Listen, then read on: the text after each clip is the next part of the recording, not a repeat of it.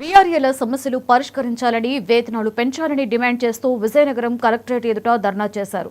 గ్రామ రెవెన్యూ సహాయకులకు 8 ఏళ్లుగా జీతాలు పెంచలేదని రెవెన్యూ సహాయకుల సంఘం జిల్లా అధ్యక్షులు బి సూర్యనారాయణ తెలిపారు. కూటమి ప్రభుత్వం అధికారంలోకి వచ్చి 12 నెలలు గడిచినా ఒక్క సమస్య కూడా పరిష్కారం కాలేదన్నారు. రెవెన్యూ సహాయకుల కుటుంబాలను ఆకలి బాధల నుండి ఆదుకోవాలని కోరారు.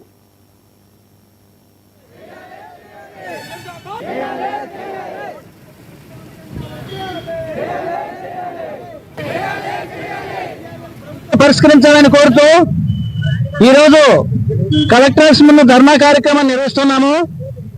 వీఆర్ఏలకు పే స్కేల్ అమలు చేయాలని, అలాగే అర్హులైన వీఆర్ఏలందరూ కూడా ప్రమోషన్లు కల్పించాలని, ఇప్పటి వరకు నామినీగా పనిచేస్తున్న వీఆర్ఏలు ఎవరున్నారో అందరూ కూడా రెగ్యులర్ చేయాలనే డిమాండ్ మీద ఈరోజు ఇక్కడ ధర్నా కార్యక్రమం నిర్వహిస్తున్నాం.